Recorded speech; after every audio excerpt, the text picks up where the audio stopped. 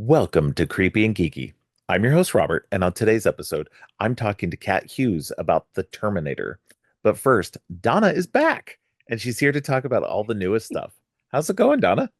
It is going. Robert, life is lifing. Life is kicking me Life in is both pits at really this point. lifing for you right now, yeah. Not just not to get into it with anybody, but Yeah, we got some family stuff going on. It's a little heavy. yeah. So I had to check out for a couple of weeks, and oh my gosh, thank you so much, Miss Violet, for covering for me for the two Yes, weeks I was exactly. gone. Thank you, Violet. Yes. Totally No, it appreciate was you, sis. Totally appreciate you. Yes. No, it was definitely great having her on, but it's really great having you back. I missed you. Violet brought her own flavor to it, which was She great. You did. know, she really did. And I love having her on. But yeah, you were definitely missed. And I'm sure she will agree that that we all missed having you here. So I'm glad to Aw. have you back. Thanks, And man. I yeah, needed to be back. I needed a breather, and yes, there was yeah, so much freaking stuff coming out. And I did listen to the first time that Violet was here. I didn't listen to the second time yet, so I don't know what okay, y'all covered. So if I cover anything that y'all already covered, just stop me. The full stop. Say, Donna, we already did that. okay. You're not going to hurt my feelings at all. All right, all right. Well, to start it off, I did watch a couple of new movies this week. The first one that I got to see was Friendship, the new Paul Rudd and Tim Robinson uncomfortably friend movie. How was It that? It was good. It was good. It was really, really weird. I haven't watched any of the stuff that Tim Robinson has done. I think what is it? He does a show or something called I Think You Should Leave or something. Yeah, oh my gosh. Um, His humor is so bizarre, but I absolutely love him. yeah. So I'm glad you said it was good. I mean, I'm a huge fan of his just because the stuff he says, it's so over the top and it's so uncomfortable. So I can only imagine a movie with him. It's probably crazy. Oh yeah, no, it was definitely weird and wild. It was definitely a showcase for him, and his the character he was playing, um, which was just yeah, it was definitely uncomfortable to watch It's at times. cringe-worthy. It's It's so definitely cringe. super cringe, like and it's even more cringe in the movie, for sure. And but it was a lot of fun, definitely, for sure. It's nice to see Paul Rudd stretching into these more this is his um second recent A24 movie because he Right. previously did Death of a Unicorn just a couple of months ago. So it's definitely an interesting avenue he's going down lately. So I'm digging it so far. So, um, but uh, uh, but yeah. So Friendship really good, a lot of fun. Check it out watch the trailer for sure before you go into watching this to see if you're gonna dig it. Not you specifically, but the listener. Right. And if you think it's interesting, definitely check it out because it's a lot of fun. So it's a lot of cringe fun. So anyway, so what is your first thing you got up? So I will tell you, I don't know who all is listening that might be a Netflix junkie. I am a Netflix junkie. I watch a lot of shows on Netflix, and they unveiled this kind of preview of what's to come. And they called it "To Dumb" because that's the Yeah. little Netflix sound. And so we got a lot of information from this little special Mm-hmm. that they threw. There is a trailer for Guillermo del Toro's Frankenstein that Mm. stars Oscar Isaac, Mia Goth, and Jacob Elordi. And my goodness, it is gloriously gorgeous with gothicness, if I could say that right without twisting up my tongue. It looks amazing. It looks like it's going to be very much in that vein of monsters and how he makes everything so beautiful and creepy. You know, it's Guillermo del Toro. It's just going to Yeah. be more Yeah. on brand with what he does. But I love this kind of little teaser trailer because it shows us what the castle looks like. It shows us a little bit of what Frankenstein's monster looks like. Mia Goth is always, you know, looking weird, so that's nothing new. Right. But but you know, I love the fact that they're romanticizing it, but also showing the horrific side of it because it is a horror Right. story. And I cannot wait to see this. I think it's coming out later this year. I didn't catch the date when I watched the teaser trailer. I was just so enamored with everything I was looking Yeah. at. But it's definitely going to be a great one. I the last thing I saw from Guillermo del Toro was Cabinet of Curiosities, and that was such a good little anthology thing. I know that's not your thing, but it was I such a watched great it. I little did series. watch it. Yeah. Yeah. Yeah. Yeah, I thought it was And good. I didn't see this trailer yet. It popped up last night whenever I was looking to, create my list and seeing what mhm. had come out, but I did not watch it yet. Yeah, it's just a teaser, but it gives you enough to know that it's definitely going to be something that you would expect from this director. Yeah. Yeah. No, I'm definitely interested in I'll check out the trailer, see. It's got a good cast, I mean, for the most part. So Yeah. I'm interested in checking it out. So, all right, cool. So I did get to go see a another new movie this week. And it was Karate Kid Legends. Um, I'm a big fan of the Karate Kid universe. And it's kind of fun to bring in Jackie Chan's character from his Karate Kid and bring in Daniel LaRusso from the original stuff, all together to help this new kid. And the trailers were interesting too because then it like shows you that Ming Na Wen plays this kid's mom, and Mhm. I was like, okay, cool. But then there's like another character in this movie that played by an actor that I was not expecting and that I don't remember seeing in the trailers at all. But Joshua Really? Jackson is in this, in a major role. So I was really surprised that he was Huh. in this. I was like, holy shit, fucking He's getting pacing, man. around. Yeah. He got to pay that Oh, child support. He needs all the roles he can get. I'm sorry. Have you yeah. seen I his mean, ex? I'm sorry. I went down this road with you before, but my God, that woman was gorgeous. And I don't even know how he got that one. But anyway, yeah. but I didn't know he was in this movie either. So I'm glad that you said Yeah. that. No, I was super surprised. And I was like, he plays the girl who's like the love interest for the Hmm. main character. He plays her dad. And so I was like, oh, okay, that makes a lot of sense. Because he pops up and I'm like, wait a minute, is it Joshua Jackson? And then it was, and I was like, holy shit, and it's like a really good role and everything. It's just, it's a formulaic movie. It follows the basic Karate Kid template to a T. Kid from another place travels to a new place, has to live in a new place, finds a girl, deals with the girl's like shitty ex, Mine's and bullies. Yeah. you know, turns out he's got to defeat him in a karate tournament. It's Of like it's course. so predictable, but it was still really fun. So like a lot of people are dragging it like in the letterbox reviews and everything, but Hmm. I'm like, look, I get it. It's formulaic. But it's still fun. I think Um, that's where people get lost. It's not so much that the movie is made specifically for you, but every generation has a new Karate Kid that they can look forward to seeing. Like these kids, it's formulaic to us because we've seen the original, but to somebody who's yeah, like 10 or 12, this is exactly. Who's something never entirely seen any of new. them? Yeah, Right. So when we get these new iterations of the Karate Kid, just go with it. You don't have to love them, but this is I don't mind that it's the same thing because once again, there's a kid out there that's never seen the original and it's gonna be exactly. like head over heels that this is their Karate Kid movie, you know?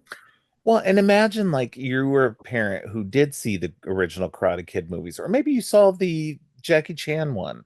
Mhm. Um, and now you have a kid who's young, and now there's a new Karate Kid movie out. You come out like you're like, okay, cool. Like I've seen all of these Karate Kid movies. I'm gonna go take my kid who's going to be excited to see, like, who might be Right. excited to see this.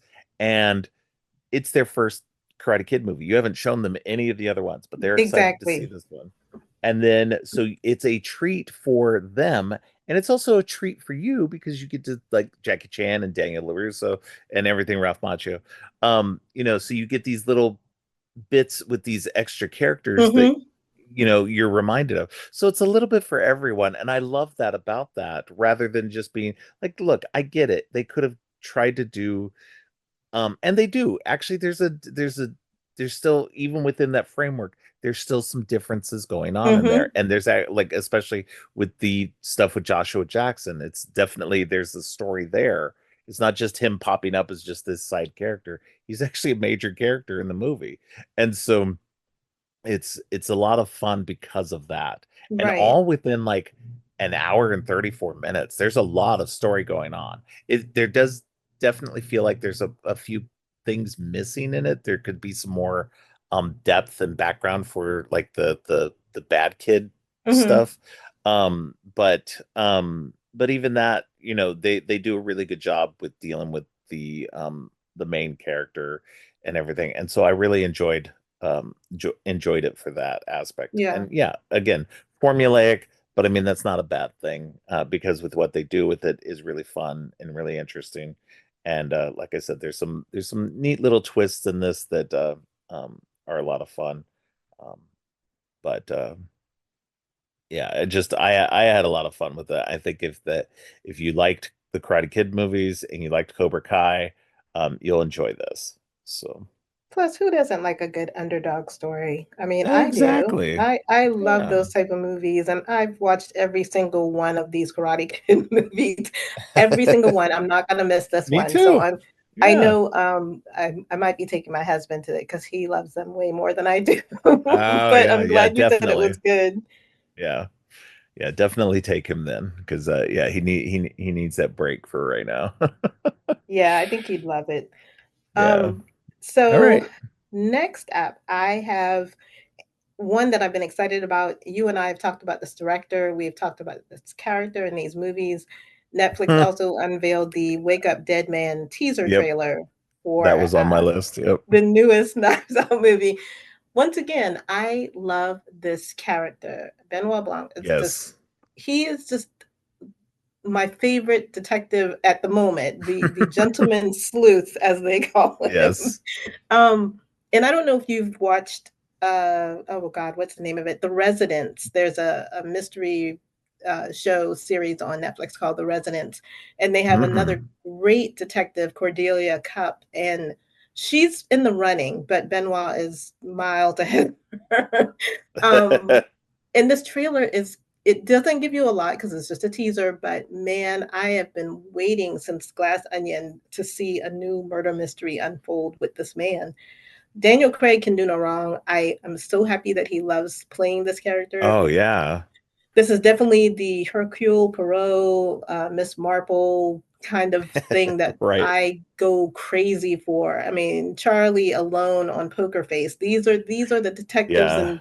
and sleuths that I grew up with. So to I got see to catch him, up on Poker Face. oh, Yeah. you do, because the last I haven't was watched I not, haven't watched any of the second season yet. what? So I can't talk to you about I any know. of it I until know. you I do. gotta catch up. Yeah. That's Whenever you last do, night I was please trying. let me know because I Yeah, have last to night I talk was to trying. you. Yes, definitely. No, last night I was watching stuff and I was like, what is it? I knew there was a show that had come out already that I hadn't watched yet. And I was like, what is the show? And I could not for the life of me remember it. Um, I did off tangent. I did want to talk to you, and we could talk about it off air. But have you been keeping up with Duster on Max? I have not watched a single Oh, episode of oh, Dust. see, I've been watching Duster, and you've been watching Poker Face. We'll get caught up and we can cross. We can cross over. I'll try to watch it sometime this week because what they're on Yeah, episode like 4 or 5 now. 4. they're only up to episode 3 so far. Okay, good. I can get caught up in no time then. Yeah, yeah, Um, definitely. but yeah, once again, really stellar cast of people in this Yeah, one. I'm interested to see who's going to get murdered. I'm interested to see how he's going to figure this out. It's just a lot of fun. yeah. No, I'm excited for it. I love the Knives Out universe so far. So I'm definitely intrigued by this. And like you said, yeah, Daniel Craig loves playing this character. So, and he's said before that he'll keep doing it as long as Ryan Johnson keeps making movies for him I just to wish do they it. would. So, I wish he didn't saddle to Netflix because they don't put stuff on physical media. And yeah, no, and I it's very really want to frustrating. collect these. You know what I mean? Yes. I want the physical copies of these movies Yeah. because they're just too good, and I always want to rewatch them, but I don't want to have to stream it every time I want to watch something. I've already been on my soapbox about that, y'all. You don't have to worry about me talking about that right now. What do you have That's next? funny. Well, that was actually my next thing was Wake Up Dead Man. And then so I'll just skip to my last thing. Um, so my last thing is there's a new Humble Bundle out featuring the independent works of Brian Michael Bendis. Uh, most people may or may not know. But Brian Michael Bendis has a long career both as a independent writer and as a writer for Marvel. He After a long career at Marvel, he then transitioned over to DC for a short bit. Mhm. But over at Marvel, he wrote a very excellent run of Daredevil. He's the co-creator of the Ultimate Spider-Man comic book and the co-creator of Miles Morales. Um, and the co-creator of Jessica Jones. So he's had a hand in all these Marvel characters that he's created that have actually since been translated to live action. Um, but he's done a ton of work over at Marvel. I mean, he did Ultimate Spider-Man, he did the Avengers for a while, he did some X-Men stuff. He's had his hand kind of in everything and in a Jeez. lot of the major events and everything else for a good part of the early 2000s up until probably I think 2020-ish, maybe a little bit earlier than that. I don't know. It was a good long time that he was involved in that stuff. But anyway, this Humble Bundle specifically doesn't have anything to do with his Marvel work. This is literally all like most, if not all, of his independent titles. So stuff like his Powers comic book, which is like cops who like have to investigate superpowered people, which actually got turned into a The PlayStation TV show Yeah, I for a remember couple of that. That seasons. was actually a Yeah, good show. yeah, I never got to see any of it, but I heard it was a decent show for what it was. But yeah, it's so the Powers comic book, like almost the entire thing is in this bundle. Um, let me see. I meant to say more about what was in here. Um,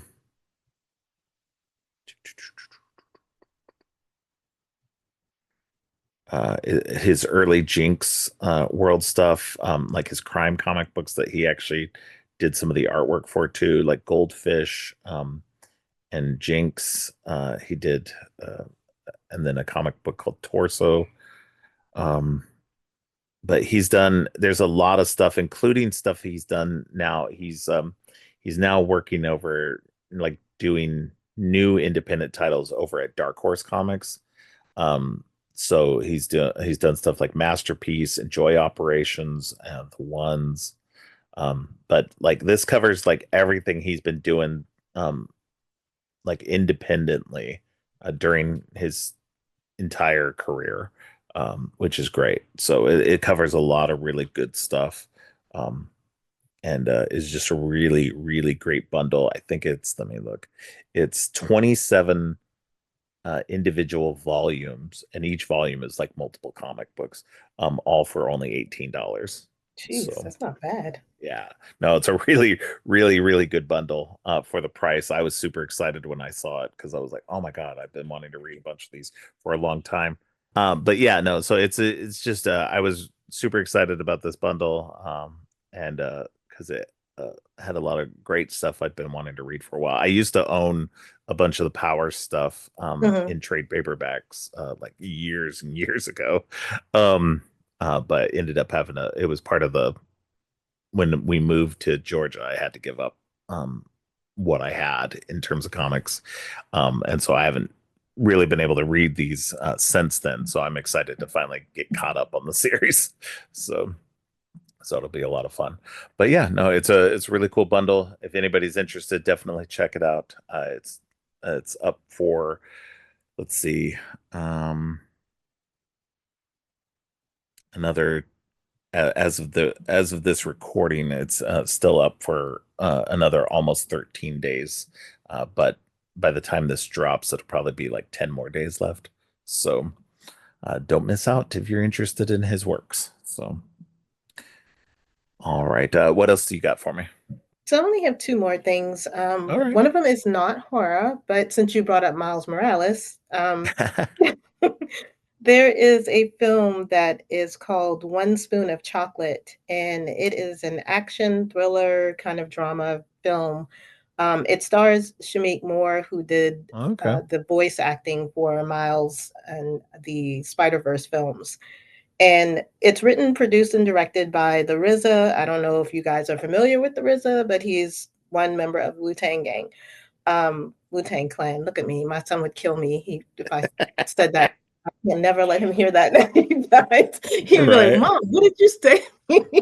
But this looks like a really interesting movie. Basically, he's playing an ex-military convict who leaves to go back home, which is a small town, and he ends up getting into a whirl of trouble and also falling in love. But it's funny because the cast of this is so eclectic. It's just weird. It's Shamik Moore. We've got Paris Jackson, who is Michael Jackson's Yeah, the daughter. daughter of Michael Jackson. Yeah, I just Right. saw We've that. got Blair Underwood, who's been showing up in a lot of freaking movies lately, which I'm not mad Yeah. at. And there is an actor, Isaiah Hill. I think he's the brother or nephew of Lauryn Hill, who's a really famous singer. Oh, okay. So the trailer gives it just enough. It looks like it's going to be a hardcore action film with a little bit of drama in as well. Um, and it looks more like I don't want to say black exploitation, but that's the kind of vibe it's giving me from watching it, Mm, like a modern black exploitation type of film. So yeah. that one is coming out, I think June 8th at the Tribeca Film Festival, and then I'm pretty sure it'll probably go straight to VOD or something. Yeah. Um, That's the cool. I hadn't last heard of that one. Yeah, you should watch the trailer. It's actually it makes me excited to see this kind of throwback in a modern setting type of film. Yeah, I Um, remember liking his previous movie, The Man with the Iron Fists. yeah, that So, was actually a lot of fun. It looks yeah. kind of in that same vein, but like I said, it's giving me just kind of like black exploitation vibes. Yeah, Um, that's cool. I think you'll like it. The Cool, last one cool. is horror, though. All So right. I did bring one more horror thing. And that is this movie that is coming out June 20th called The Garden of Eden. There Mm, is a teaser trailer for it. It doesn't really give you much, which sometimes I think that works if you don't see too much of the gore and whatnot. right. But basically, this is about the Eden family. They're a bunch of devout Christians. They do everything they can to live like the Word of God. And then it looks like it's going into either religious or folk horror because they throw garden parties, and each guest that is at this party gets a key for a room that is supposed to give them the thing that they wish for, the thing that they desire the most. But I'm sure that it's going to be pretty gross and twisted for whatever it is that they're desiring. Now I'm kind of already sold on this because Robert Ressler is playing the dad of this family, and I have a huge love Jones for him. And I haven't seen him in a horror movie in a minute, so this Yeah. this looks a little interesting. The trailer looks a little bit like it's on that House of a Thousand Corpses kind of deal, but once again, Okay. it's a teaser. It doesn't give you too much, so I'm not going to base it on that. But all of the reviews say that it's pretty gory. It's pretty has a lot of intense kills, that type of stuff. So I'm super excited for that one. All right. You said it's called Garden of Eden? Garden of Eden. Okay, cool. All right. Well, that's cool. Yeah, I hadn't heard of either one of those, so definitely I'll check those out. See, you Um, needed me to come back to tell you all of these exactly. things. Yeah. Now, Um, Do you Yeah, have go ahead. anything else? I think the Humble Bumble, was that your last one, or did you have something else? Yeah, that was my last one, but also they I just remembered I did see a teaser. It was more of a date announcement, speaking of Netflix stuff.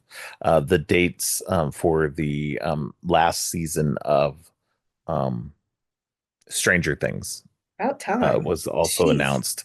Yeah. So November 26th is when the first volume of this last thing drops. And then Christmas, I guess Christmas Day is when the second volume drops, and Hmm. then New Year's Eve is when the finale drops. So My God. so basically, we've got like the basically the holiday season will be all Stranger Things. So it's yeah, it's gonna be intense. We'll see what happens. It's so weird now because all of these kids are in their 20s. They're Like so old everybody, now. Like they're in the like not even just in their 20s, they're mid 20s. they're So mid. it's like, yeah. I just saw one where I mean, Lucas, Millie the Bobby Brown is already married, and like, yeah, so it's he's like about to have crazy. kids. Y'all better hurry up and wrap this up.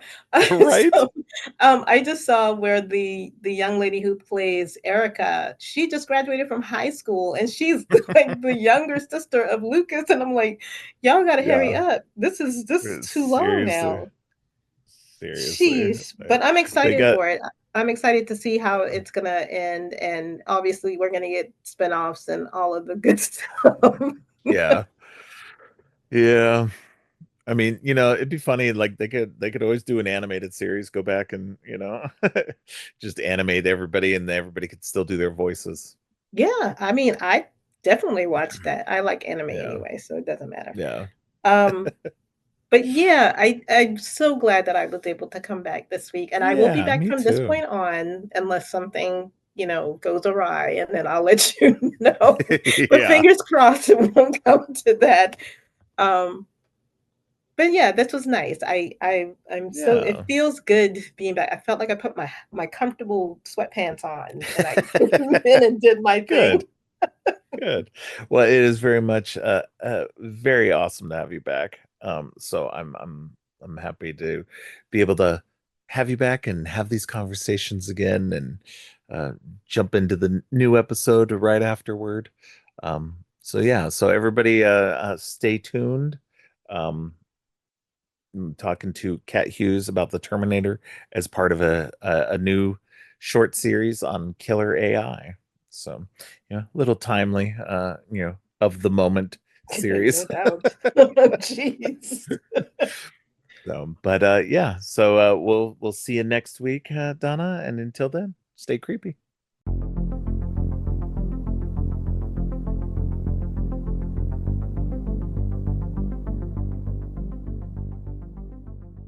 On today's episode, we're starting a new series on the horrors of AI with the original Terminator. Joining me for this is returning guest Kat Hughes. Kat is a freelance journalist specializing in horror.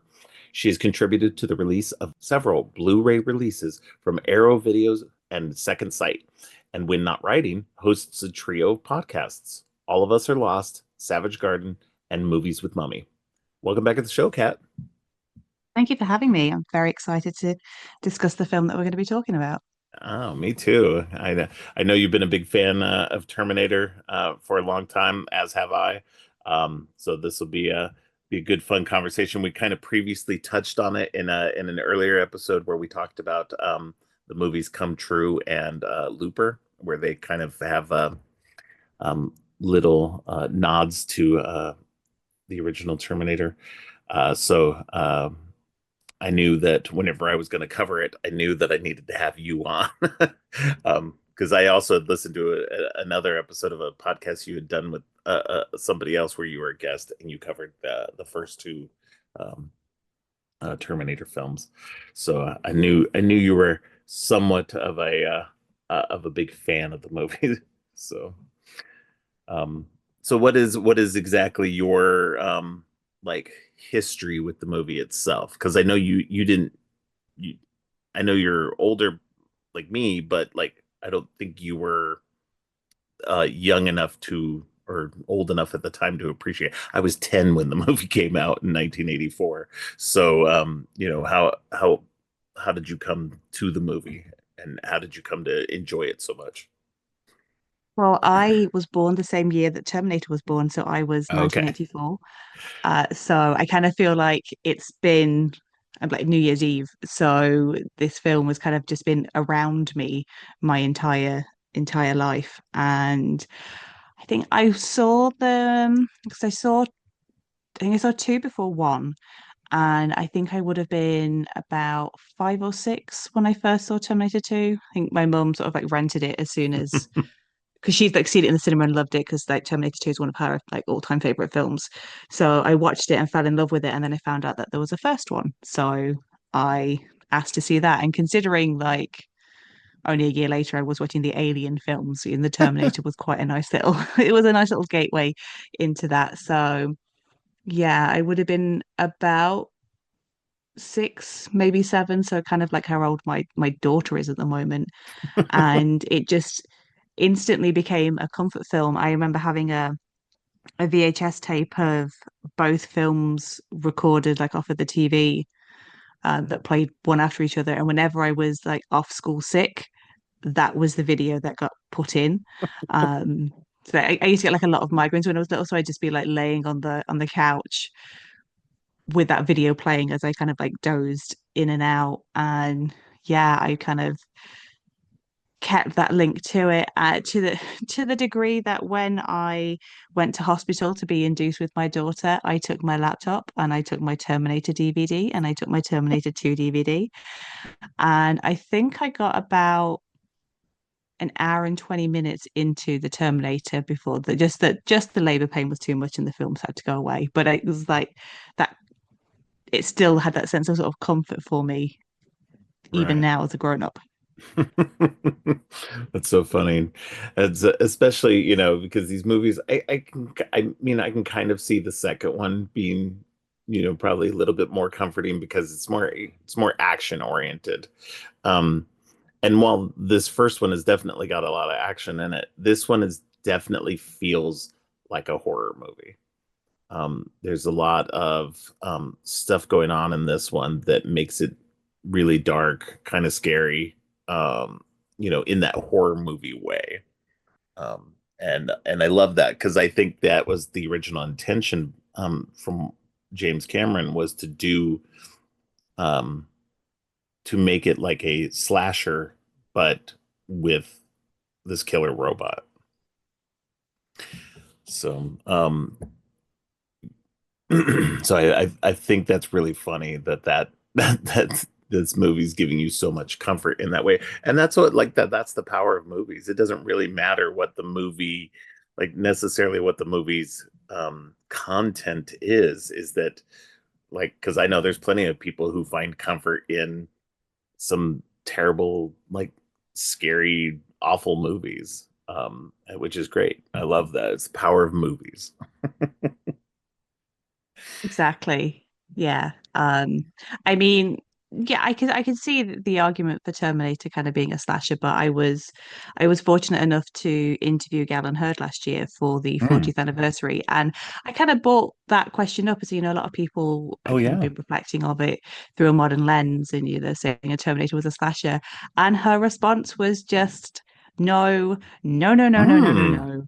No, no, no, no, no. Because she doesn't view the Terminator himself as a slasher killer. Whilst there might be sort of like slasher beats to the story, Yeah. he works like she was sort of arguing that he works differently to like a Jason Voorhees or a Michael Myers. Like he's not kind of doing this without a purpose. There is, it's programming. He's just following orders sort of thing. Sure. But yeah, it was interesting to see because I think that is the common reading these days is like Right. Alien is a slasher film in space. It's a haunted house film, Yeah. with people being picked off one by one, and that's been applied to Terminator. But for Galen Hurd, it is nope. She's a big. I've never written the word no so many times as when I transcribed her answer to that. But it is. I do still. I see both Right. arguments, both sides of that. Yeah, no, I can see her reasoning for that. But I definitely feel like that is definitely a um what was I gonna say?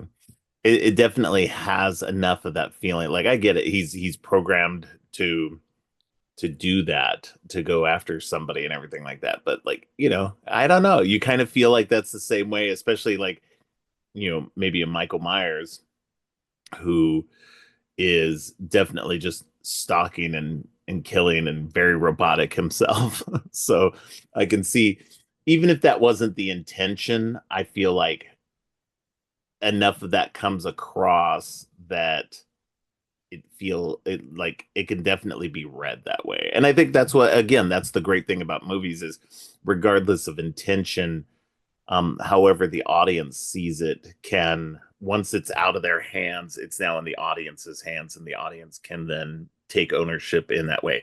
And whatever way that takes form, because not everybody's going to read it that way, of course. Most people are probably just seeing it as a fun action flick. And that's how I always saw it for a long time. And then it was pointed out somewhere that it very much has these, slasher tones to it. And I was like, all right, yeah, this is kind of interesting. Um, I mean, obviously, he's using guns and other things. It's very different in a lot of ways too. It's just I like those slasher um beats, and it lends itself to that without being necessarily fully, obviously it's definitely not a full-on slasher film, but I do like that influence in a way. Yeah, I mean, Ginger and Matt get killed just after they've had sex. I mean, that was one Yeah. of the big slasher tropes during the Hmm. 80s. So I think that is one of the big things that links it to that subgenre. Oh yeah, most definitely. um yeah, so I got to see this probably, I mean, I definitely didn't see it in theater. um the interesting thing about this movie is that it didn't do well. Like, we look back, now, and especially with how big Terminator 2 got, because Terminator 2 was huge. Mm. It came out the gate and it was like a massive hit. um and it stayed that way for a long time, and definitely, um now it's the one that I think most people associate when they think of Terminator, they think of Terminator 2. um so this first one was not a hit. It did not do well at the theaters. Um, and it wasn't until it came out on video and on cable that it found its audience. And once it found that audience, the audience went nuts for it. Everybody was like, "Okay, let's check this out." And that's where I saw, either it was on video or cable, one of the two, and like I enjoyed it. Like, it was the start of, not the start of, but like the start, like one of the beginning stepping stones of Arnold Schwarzenegger, Arnold Schwarzenegger becoming a household action name. And yeah, it definitely propelled him and James Cameron to bigger heights. Yeah, I think the same for Stan Winston as well, who Oh yeah, did all of the makeup work for the Terminator. I think this was one of his first bigger projects, and obviously then he continued on with James Cameron for Aliens, came back for Terminator 2, and yeah. Jurassic Park, and just the amount of work that he was able to get from being able to show the work that he did in the Terminator, which, for the 80s, some of the effects are a little dated on a rewatch, but for the most part, for 1984, it would have been believable that, this man was cyborg. Oh yeah. No, for 1984 is pretty groundbreaking practical effects. And again, like I'll go back and say that anything that, like, I like the meshing of how they do it now when they do it well, of practical and CGI. Um, when CGI is used more as a tool to either put something in that couldn't be there or to cover up, the lines and stuff on things. But I think that practical will always rule, even if it doesn't look the best. Just because, I mean, we know that with practical, it's sometimes gonna look bad, but I think that that lends itself to the movies and to the unreality of movies anyway. Um, with CG makes it so seamless now. Like there's some very dated early 2000s CGI that is not great, but I mean, because I would argue that some of the CGI in Terminator 2 doesn't hold up as well. But you know, going back and watching this, it's like sure, it doesn't it's not the best stuff, but for the time it was great, and it still holds up fairly well even to today's standards. Um, but yeah, no, I love that all this helped kind of propel everybody into like bigger and better. I mean, everybody went on to go do more stuff off this. Linda Hamilton, Michael Biehn, Lance Henriksen's in this. Um, it's just such a great cast of people um, that you just well when you're watching it, it's just so fun, and it's so fantastically paced as well. Like you get all these moments, and you even get like glimpses into the future, which is something I always wanted more of. When watching these movies, I always wanted to see more of the future war. Yeah, I mean, the future war is what a third film should have been, to Yes, kind of close the loop. It should have been in the future with John Connor in his 40s, and it should have been set kind of in the last couple of months as the resistance is overthrowing Skynet, and then you have this really then bittersweet ending of they've destroyed Skynet, they've saved humankind, but now John Connor has to send his father, who is like half his age, back through time to die. Like this man that he's kind of just met.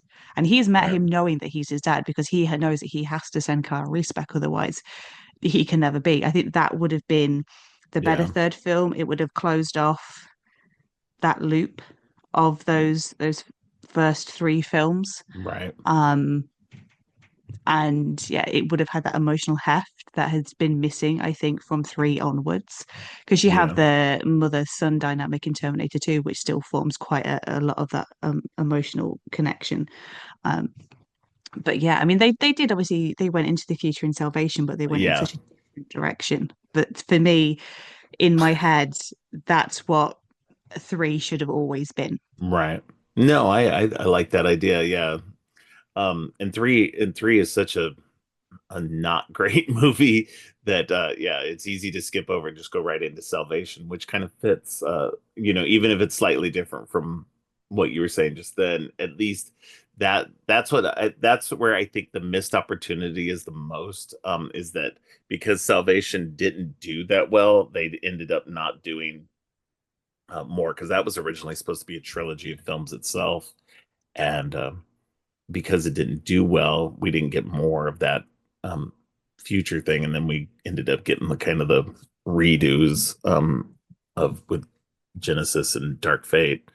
Um, it's like I don't know. I just I need them to like do stuff set in the Terminator universe that doesn't have anything to do with John or Sarah Connor anymore. I think that's where I think it would be best for them to do stuff.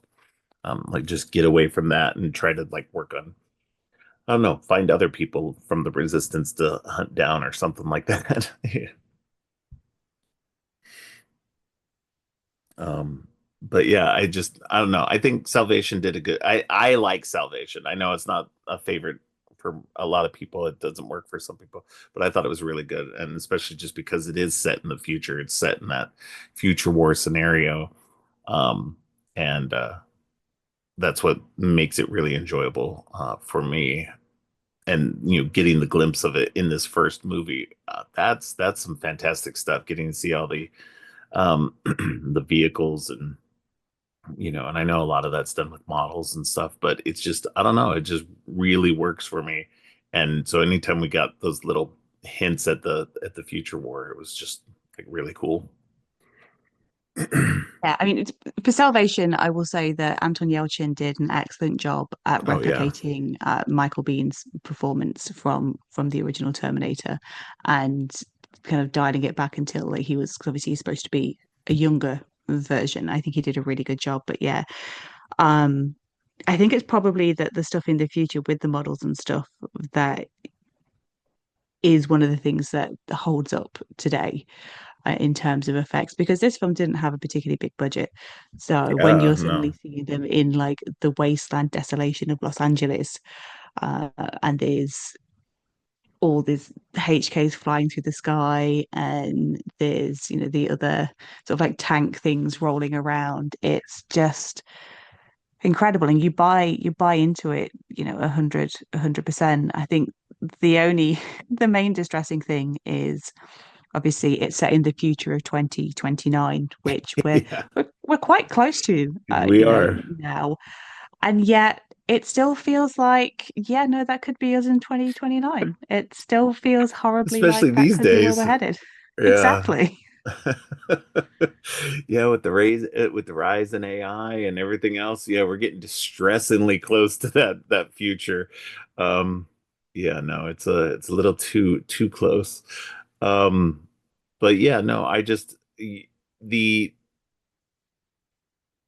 the depiction of the future, let's hope we're still a little farther away than it shows. Um, but they definitely did a good job at doing a version of the future that's bleak, but is also like really fascinating with the level of technology that they've got going on in there.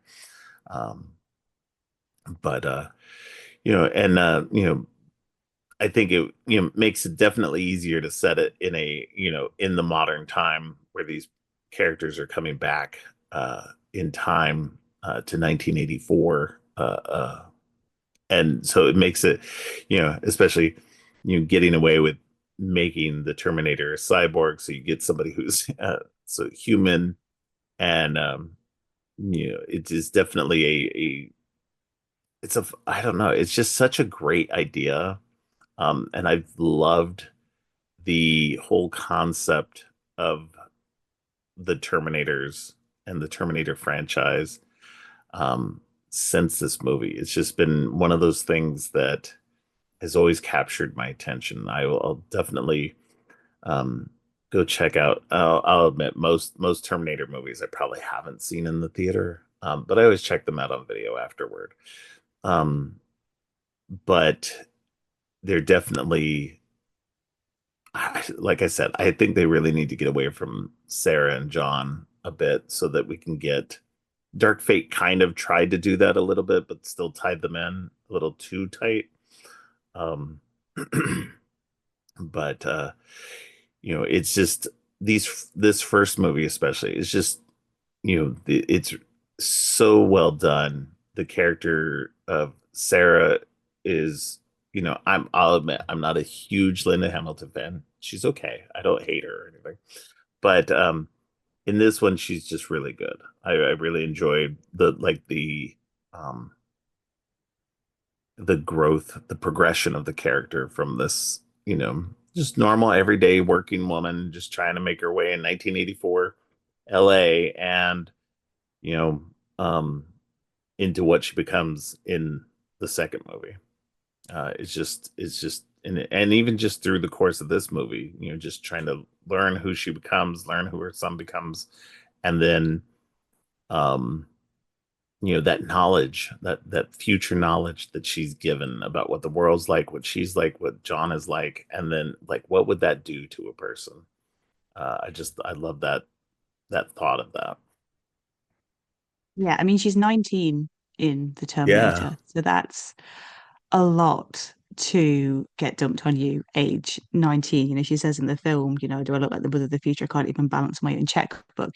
She's very, she's with what, she'll only recently left home. I think she's the Terminator kind of finds out what she looks like through seeing her student ID. So, she's at Right. college. She's only just starting to be responsible for herself to a degree, and then she suddenly heaped the burden of the world and mankind's future onto her shoulders, and I think she takes it pretty well. All things Yeah. considered, she's kind of like, okay, cool.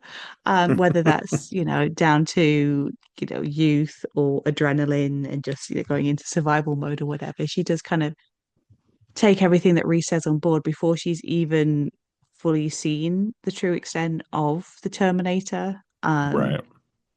And yeah, I think the progression, I think she's just a really relatable character. You see how I think a lot of us have done waiting jobs, and we can relate to that shift where like the orders have been mixed up, and then there's the kid putting the ice cream scoop in her pocket, and like we've all had shifts like that where I was like, oh, what? And then she gets stood up by her date, and then through the film she kind of goes from being this to a degree carefree young woman into this warrior, because the final battle, it's not Reese that saves her, she has to save herself. Reese is Hmm. gone, and that's the start of her change. And that's something that Cameron does so well, is strong female characters. And so seeing a film like this, and then Terminator 2 at very formative age, it was inspiring. I was not brought up on rom-coms. I was brought up on,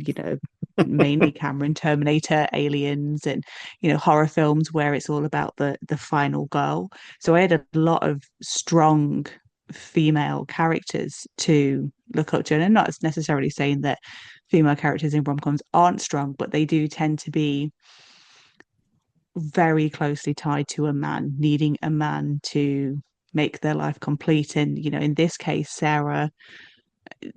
Sarah's man is taken away from her, and Hmm. she must now go on through life alone. She's a really complex character, even in this first film.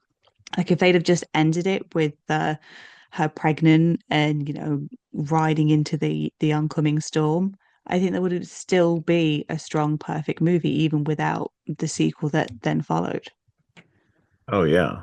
Yeah. If they had never gotten to make another movie in this franchise, I think this is a good one and done, very strong movie with a very strong ending that leaves you, definitely wanting more.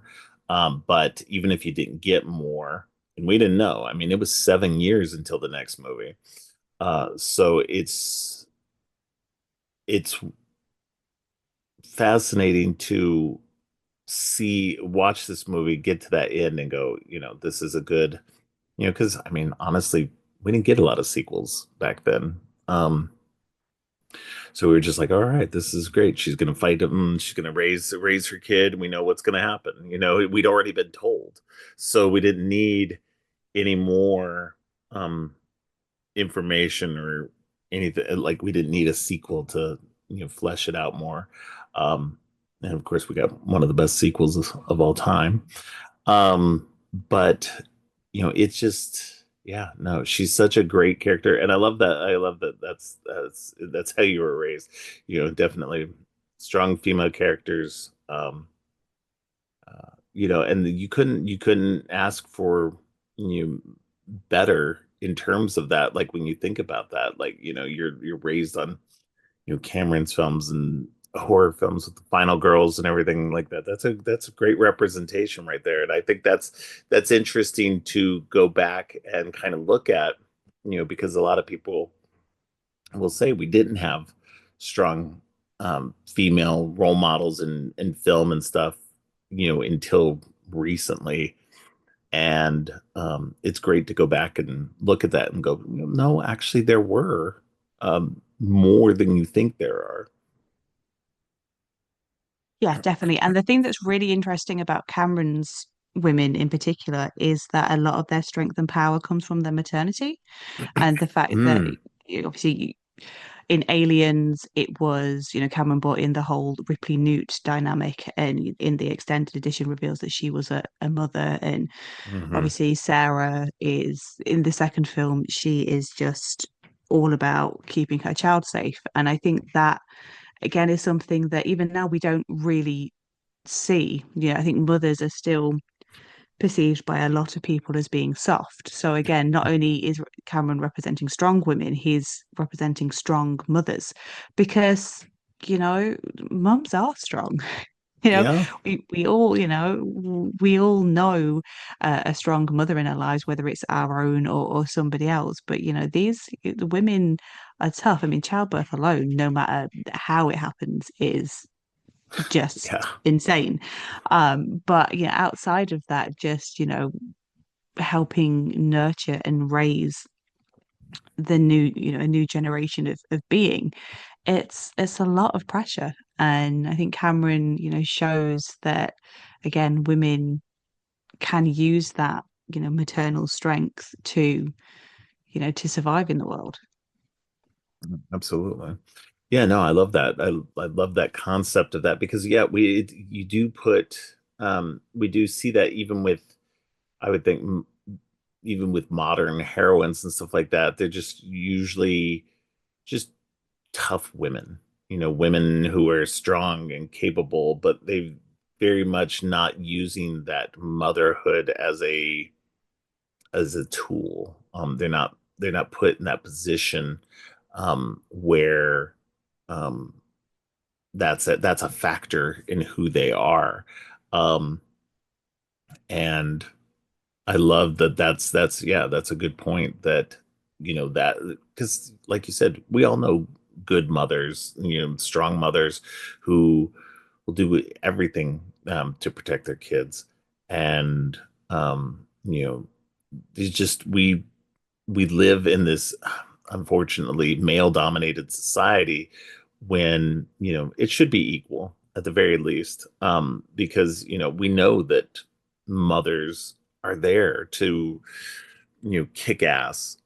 We've seen it so many times just in real life, and so it's great to see him pull that in uh, to bring this other level. I mean, it's the same with like Jamie Lee Curtis in True Lies, extends to, that movie as well. Um, it's just it's amazing to see that and to see him bring that kind of character into it and to kind of be a touchstone of his filmography as a whole. Um, but yeah, I mean, she's just yeah, Linda Hamilton's doing a fantastic job in this movie um and I love what she brings to it in this one and in the next one because like you said she just she becomes like the epitome of the badass mother in the second one like more so than anything else and she maybe takes it a little too far in that second movie but I mean that's the kind of the natural progression if you were being hunted through the centuries by evil uh robots so um it's just I don't know. It's fascinating. Um, but let's talk about Michael Biehn, who plays Kyle Reese. He's fantastic in this too. Like that's what's great about this dynamic between them as well is that you've got Michael Biehn in here who's this badass human protector of hers, but he also has a vulnerability to him that you didn't see a lot of in 80s action movies. You didn't have, the quote unquote hero character showing these softer sides a lot of times. Um, and so, it's great to see them play off each other because they both have their strengths and vulnerabilities, and especially once they come together, they kind of mesh really well. Yeah, I love that he's in the military, from the future, and so that he's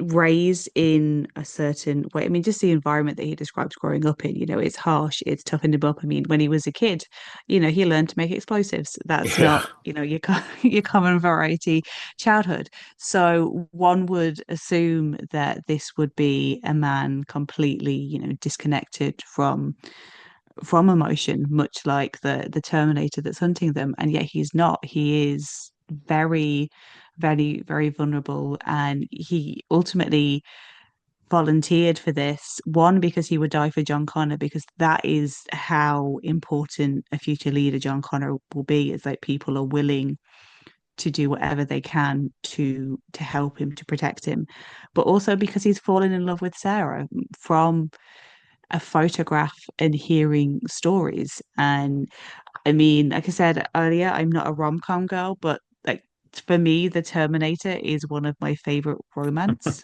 films. Um, and because it is that thing of he has been in love with her before he's known her, and then he meets her, and that only strengthens. And then they briefly they briefly get together to conceive John, and then Kyle dies, and then it's then left to Sarah to continue loving Kyle for the rest of her life. It's like, she says when she's recording the tape at the end, maybe it'll help you to know that the few hours we spent together, we loved a lifetime's worth. And it's just, I don't know, there's just something, I mean, yeah, it's a little sad, but there's Yeah. something I think really, I don't know, darkly romantic and Yeah. poetic about that side of it. So yeah, to me, Terminator is a romance film as much as anything else, and I think yeah, Michael Biehn is doing some fantastic work. I mean, there is a couple of deleted scenes where you see him interacting with the world more, and he is just so overwhelmed by the beauty. Uh, Yeah. because nothing exists in his time. The shop that he, gets his trainers and stuff from, it doesn't exist. The diner where Sarah works doesn't exist. Tech Noir doesn't exist, and just he sees beauty everywhere in it. I think it's a shame that those scenes were cut because it does kind Yeah. of highlight to the audience that what we take, we take this for granted. And I think he even says that, and then his performance was ultimately overshadowed by Arnold Schwarzenegger. Um, and Michael Biehn has always been kind of one of those tragic actors to me in the respect of he should be so much bigger Hmm. than he was. He came in at the 11th hour to help out on Aliens. He filmed scenes for Terminator 2, which were ultimately cut, and the dream sequence between Kyle and Sarah in the director's cut is one of the best scenes Yeah. because it explains why Sarah suddenly is so driven to escape from Pescadero, which doesn't fully come across in the theatrical cut. And then he was cast in Avatar as Quadrich, but then when they got Sigourney Weaver on board, Cameron was concerned it might be a bit too much of an aliens reunion. And so he swapped Michael out for Stephen Lang. And it's just like, oh, Cameron, Yeah. what are you doing to this? What are you doing to this poor man, James I Cameron? know Like, you come on. keep cutting him from everything. He came to your rescue for aliens, man. Come on. Exactly. Yeah, no, yeah, no, I've always appreciated him, and it's always been great to see him pop up and stuff. Um, and so it's definitely a bummer that he keeps getting pushed aside. He's one of those actors who, yeah, like you said, should definitely be on a higher level, because he is so talented. He's, got that look. He's got that leading man look. It's like Bruce Campbell. Bruce Campbell in another universe would be a major star, but instead he's, a B movie actor, which is fine. It works for him, and I think, in a lot of ways it works for Michael Biehn being a character actor as well. But it definitely feels like, some missed opportunities somewhere along the line. And it's just, I don't know. It's weird. He should definitely have a bigger career. But we can appreciate what he's doing, especially in this movie. Yeah, I love that. I love the romance in this. It's like going into it that this is going to not end well, and that it's it's a, like you said, it's darkly romantic. It's just, there's because it's not going to end well, but it's still going to set the course of everything that comes later. And yeah, how do you like get over somebody like that who, came back, saved your life, and changed the course of your life like that in such a way that like it would be very hard for anybody to compare to afterward. Um, it just definitely would affect you in a way that, I don't think anybody could understand unless it happened to them. But he turns in such a like you said, like I got to go back and watch those deleted scenes, but like he even with what we have, he turns in such an emotionally vulnerable um performance that you're just like, while also kicking ass, like so good that you are just like, okay, this is, he's doing a great job at doing both. And it's fantastic to watch that their interactions and their performances together really kind of hold the heart of the movie together very well. Yeah, I think the scenes with the two of them are my favorite. I mean, tech the tech noir scene where Mm. you get the full reveal of the Terminator is great. You've got the triangles burning in the third degree playing, which is just like so iconic to me these days. I mean, that's a really cool scene, but to me, the three scenes that stand out to me most and the ones that I enjoy like on a rewatch each time are the scene in the parking lot where Carl is explaining to her, why the Terminator's after her. Then it is the scene under the bridge while she's dressing his wound after the police shootout. And Hmm. then it's the scene where he admits that he's, been in love with her forever. These are all sort of like the quieter moments of the film. There's not Right. any big shiny set pieces or the Terminator is not present in any of them, but they are the three scenes that always stand out to me. And I'm always excited when we get to those scenes. It's like, whatever, whoever I'm watching it was there, the scenes when it's like, right, wait, shh, we have to shush now because like they are so good with each other. You buy that these are characters that are just meeting and that she is so overwhelmed with the information that he's giving and when he is so excited to be in her presence. And yeah, I think they are the strongest scenes when the two of them are together. Yeah, definitely. And I think that's what ultimately kind of holds the movie together too, because as much fun as the action is, and as great as Arnold Schwarzenegger is in this movie, it's that emotional core that kind of holds it all together, and kind of it gives you the stakes. It this is it, without all of this, everything else means nothing. It's just a straight up bland action film, but because of those emotional stakes during those moments, all that information that you get, all that the growing nature of their relationship and what it means, that's what makes the movie what it is and gives you that core, the reason to live, the reason why they fight, and the ultimately the reason why the Terminator is hunting them to stop John from becoming. And so, yeah, definitely this is like the core of the movie for sure. Um, but getting to, Arnold Schwarzenegger, the Terminator himself. Yeah, no, this is what, early on in his career. So he's still working on building up his, English language skills, which, obviously were fine in this movie, but he's only given like what I think 14 lines throughout the whole movie that he speaks directly. And um but it worked in his favor to have so very little lines and to say them in the way that he says them. It works perfectly. Um and I think that was great direction, great forethought um when making the movie. to have him say very little, and then when he does speak, it's not a lot. And I think every line he utters is iconic. um, it's just it's Yeah, a great performance, great excellent performance by him, and help define his career for the 80s. Go ahead. yeah. Like I say, he doesn't say very many lines, and yet the delivery it is it is kind of stripped of the emotion that a human would say it with. So it's Right. believable.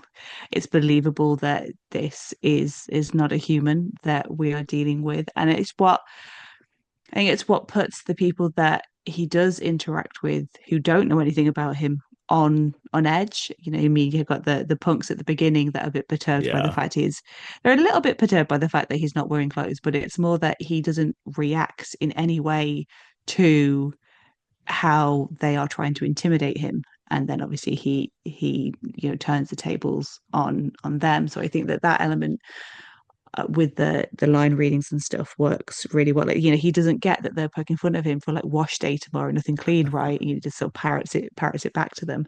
But it's such a physical performance. I mean, obviously in the 80s, he was kind of at, I think, probably the biggest stature of his career post bodybuilding. I think what he'd just done one of the Conan films before coming into Right. into Yeah. Terminator, so he was obviously still quite jacked for that. But it is, the way that he walks and he scans tech noir, the way that he coldly sort of walks down the corridors in the police station, just gunning the place down.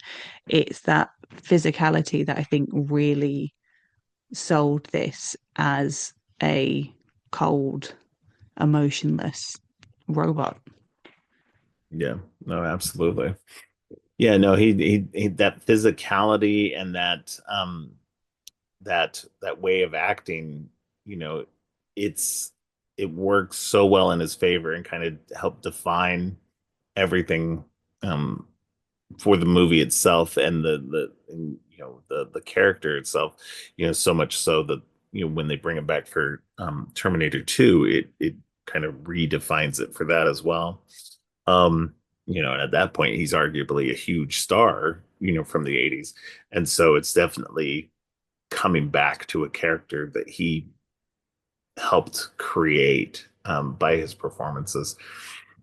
And yeah, no, it's just, and of course we get the most iconic line and his catchphrase for the 80s, "I'll be back," which was great. It's just, again, help this movie kind of helped define his career for the next decade, easily.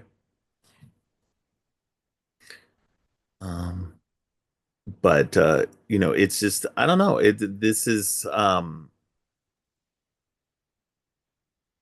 all in all, like, this movie is just fantastic. There's so many great moments in it. The soundtrack, Brad Fiedel's soundtrack in this is so fantastic that just, I mean, even just the Terminator theme by itself, but like the rest of the movie is just scored so perfectly. It's one of those great scores that is just that matches everything so well. Um, and I couldn't end this without saying something.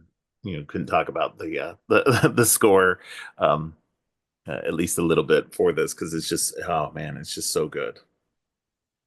Yeah, I mean, I think I said when we previously discussed like Come True, Yeah. in particular, like I'm a sucker for like synth, Yes. and that kind of, and this it's obviously come from the Terminator and from this soundtrack. And later this year, the UK, they're doing a tour around the country of screenings of the film, which is going to be live scored Oh by wow. like a synth orchestra, I guess. Which I was like anxious about getting tickets for, but I got tickets. So, I was like logged in like an hour before tickets went on sale. But it's cool. So later this year, I will be seeing the Terminator with a live score, which I just can't wait because yeah, the music is absolutely incredible, and it's just one of those it's one of those scores that is so intrinsic to the film that you hum it and everybody, oh, that's the Terminator, you do do do do do, oh, that's the Terminator. It's like Indiana Jones and Yeah. Jurassic Park. It's one of those scores that is instantly identifiable. I think there's some other films whose scores are popular, but they kind of, is it that film or is it that film? They're kind of a little bit samey, but this is one of those ones that immediately stands out.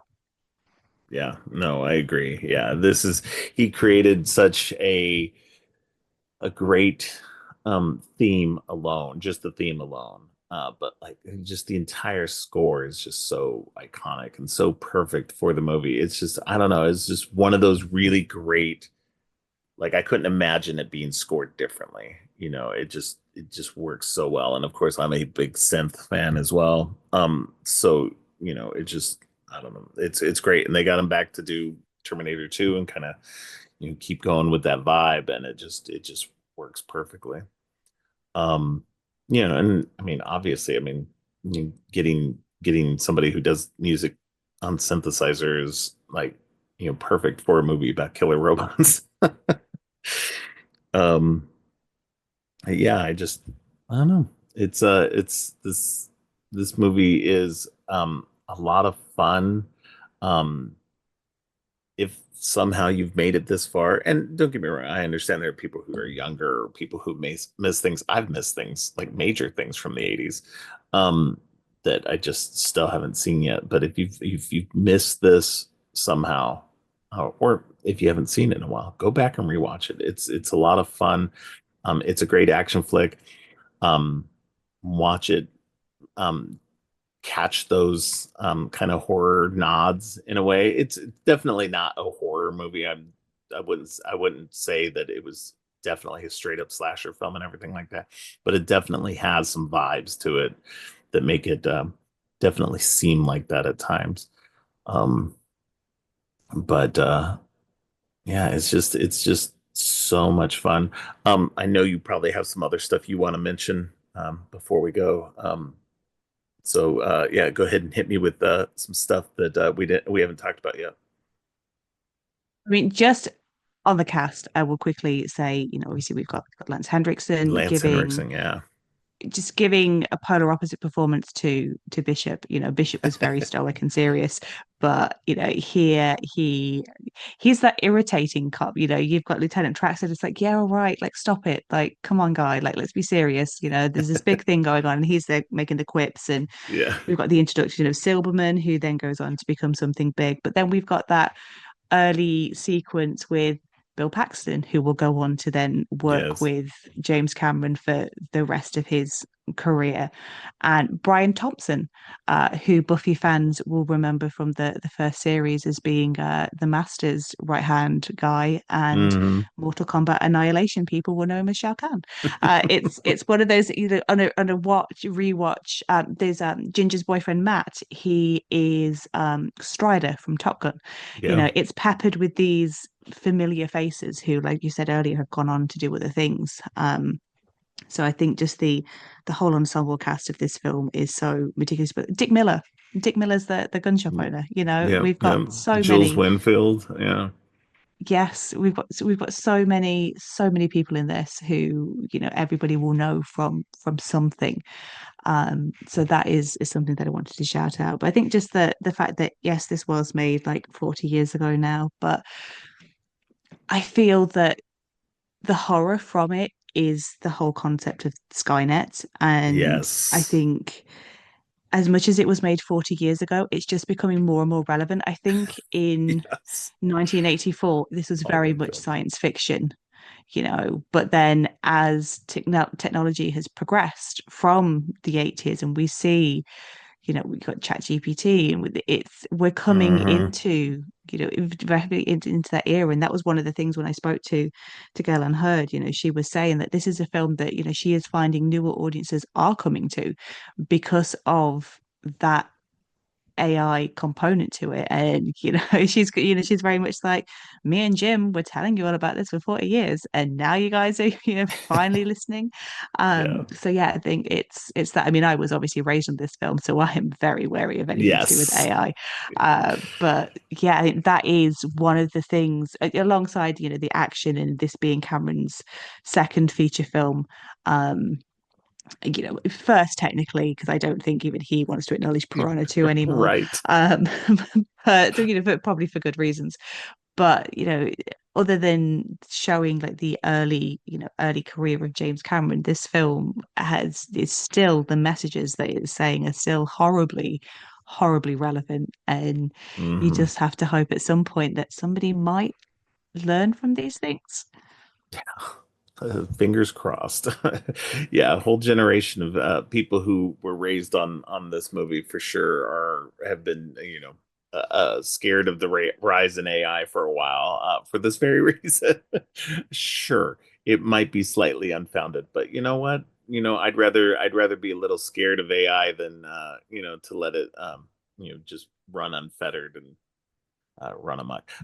I did accidentally say Jules Winfield. The actor's name is Paul Winfield. Jules Winfield is the character Sam Jackson plays in Pulp Fiction. Yes. I was like, wait a minute, that doesn't sound right. But yeah, no, yeah, no, it's just great ensemble cast, great music, great main cast. Just everything works out. And for somebody's, second, let's say technically first movie, um, you know, it's definitely a fantastic. I mean, it's the movie that put James Cameron on the map for sure. Like Yeah. he's basically, done n nothing but hits since. I'll even argue The Abyss is a hit, even though it didn't do well. Um, The Abyss is still a great movie. Um, but it's, he's definitely done, made a career out of really great concepts and, um, it's, I don't know, this movie's just so good, so fun. Definitely go check it out. Um, and that's all I have to say. Um, I appreciate you coming on again for a fun discussion. Why don't you let people know where they can find you online? Yes. I will quickly say, Yeah. like, just on the Terminator, this film raised me. And so I think I've been spending the rest of my life looking for other films that have that vibe and DNA. And as we discussed last Yes. time I was on, Come True and Looper have elements. But this year on the festival circuit, there's a new one, Ooh. which I just want to give a little shout out to, and that's Redux. Redux. Okay. It's from the McManus brothers, who directed a film that I think is on Netflix called Block Island Sound. Okay. Um, and it's a multiverse film where there is Mm. a mother traveling across the multiverse, seeking vengeance on the man who murdered her daughter. Oh. So we have she's kind of the Terminator, but then there's lots of deserts. There's obviously, it's not a time travel, but it's a multiverse travel component. The lead Interesting. character is a blend of Sarah Connor and the Terminator. There is a child who comes in to bring that Terminator John Connor Terminator 2 thing. And I mean, the directors themselves are self-confessed Terminator fans. And I think I found over the last couple of years just finding my Terminator tribe. I mean, I connected at Celluloid Screams with two with a group. There's a Canadian film called The Last Video Store, and one of the co-directors, Cody Kennedy, was over alongside two of his cast members, and I think within 30 seconds we somehow got onto the Terminator, and Cody was like showing me pictures of like some museum he'd been to that had Terminator things, and then we were instantly bonded, and we're still bonded like several months That's later. So that's awesome. um, Yes. that's a little thing of that. But to answer your actual question, I am on Letterboxd and Instagram at Gizmo Shikari, and I am on Bluesky primarily at cathughes.bsky.social, and there's links to everything. And yeah, as you mentioned, I now do 3 podcasts because apparently doing one with a 6-year-old wasn't stressful enough. So Movies with Mummy is still going, but then myself and my co-host Andy are doing a rewatch of the TV series Lost because it's somehow been 20 years since that Yes, I debuted, and know. It's crazy. I still remember sitting down for that first episode. So yeah, we've just finished season 1 of the show, and we're about to delve into series 2, where the mysteries of the Hatcher are slowly revealed. And then most recently, I have started with my co-host Naomi an Interview the Vampire podcast, which is looking at the AMC TV series, which if you haven't caught is absolutely phenomenal. And yeah, we're talking through that episode by episode while we desperately await the third season of the show. So yes, lots of things because idle hands are the devil's plaything. So let's keep them busy. Right. To go back to what you were saying before about movies that were influenced or that have that Terminator feel to it, also check out The Creator by Gareth Edwards, which Yes. is a 2023 movie. Um, Feels like a movie set in the Terminator universe in so many ways. It's very good. Um, Definitely check that out. It was I came to it late after it had already been out on video for a while. I missed it in the theaters. I really should have gone to the theater when it came out. Um, but yeah, no, just a fantastic movie. And I'm very interested in that Redux now. I was looking that up while you were talking about it, and that looks fantastic. So I'm definitely gonna have to check that out. Hopefully it comes somewhere out of festivals soon, so I can give it a look. All right. Well, thank you so much for coming on again. It's always fantastic having you on. I always have a lot of fun talking to you, especially about something like Terminator that you are a big fan of. So um, it's always great, like you said, always great to connect with other Terminator fans because it kind of feels like there's really not a lot of people out there who really talk about it and really appreciate the movies. Um, so it's definitely fun when you can come across somebody who does really enjoy them and have these really fun conversations and get kind of real nerdy about it. Yes, I can. If there's one thing I can be relied on, it is for nerding out about the Terminator films. Absolutely. All right. Well, thank you again. And I hope we get to talk to you again soon. Thanks for listening. Creepy and Geeky is produced and hosted by Robert Clark. If you like what you've heard, please consider giving the show 5 stars and a review on Apple Podcasts and Spotify. And share the podcast on social media to help spread the word. Make sure to subscribe on your favorite podcast app or at creepyandgeeky.com. You can follow the podcast by going to creepyandgeeky.com and clicking on any of the social links. If you'd like to follow me, you can find my links at geekthulu.com. You can support the podcast by ordering teas and more on TeePublic or by donating to the coffee page. All of the links are in the show notes. Finally, don't forget, stay creepy.